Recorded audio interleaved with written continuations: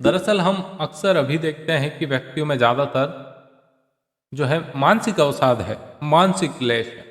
ये मानसिक क्लेश क्यों पैदा हो रहा है? उसके पीछे एक कारण है, जब कोई भी धर्म की अवहेलना करता है, धर्म बुद्धि की अवहेलना करता है, तो उसके मानसिक तनाव को जन्म देता है। आइए इस प्रसंग को गुरुदेव के साहित्य में से निकाल कर मैं आपके लिए लाया हूँ। उम्मीद करूंगा ये प्रसंग आपको बहुत अच्छा लगेगा।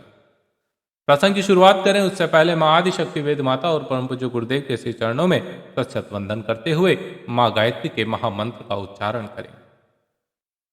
ओम भूर्भुवः स्वः तत्सवितुर्वरेण्यं भर्गो देवस्य धीमहि धियो यो नः प्रचोदयात्।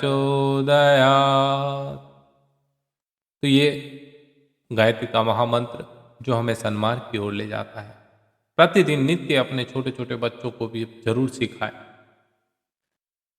साथियों, इस प्रसंग में परम पूज्य गुरुदेव कहते हैं कि मनुष्य के मन की अनेक वृत्तियां हैं।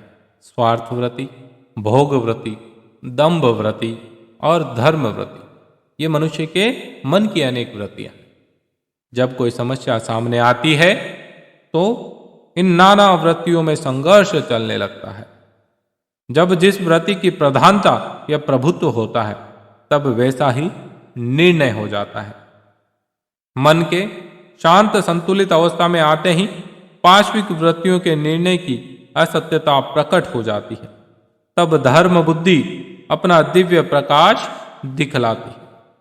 उसमें भोग वृत्तियों की निस्सारता प्रकट हो जाती है।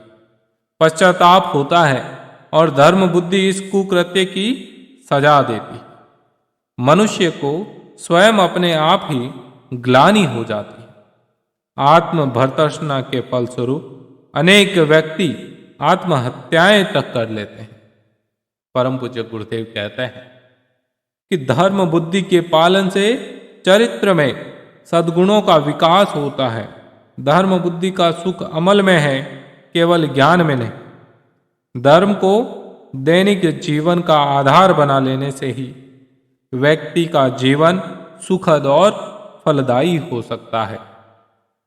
जब आप पूरी तरह शांत रहते हैं, मन संतुलित रहता है, किसी प्रकार का बाहरी दबाव आप पर नहीं होता है, तो आपके मन मंदिर में भगवान उदित होते हैं और आपको नेक सलाह देते हैं। इसी पर निरंतर अग्रसर होते रहिए। ईश्वरीय प्रेरणा पर भरोसा रखने वाला कठिन अवसरों पर भी नेक सलाह पाता है।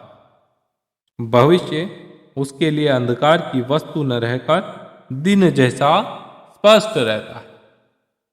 कहने का तात्पर्य कि आज के समय में व्यक्ति धर्म बुद्धि को छोड़ चुके हैं, और जैसे ही धर्म बुद्धि को छोड़ा, व्यक्तियों के जीवन में स्ट्रेस ने जन्म ले लिया। मानसिक अवसादग्रस्त होने लगे, मानसिक क्लेश होने लगे। इसके पीछे एक कारण है, केवल धर्म बुद्धि को छोड़ना। इस बात को समझना, बैठकर गौर करना कि वाकई यदि हम जब धर्म की बताई राह पर चलते हैं तो हम कितना सुकून का अनुभव करते हैं, और जब हम धर्म की राह को छोड़कर भौतिकवाद की राह पर चलते हैं तो कितने अपने आप को दुखी महसूस करते हैं।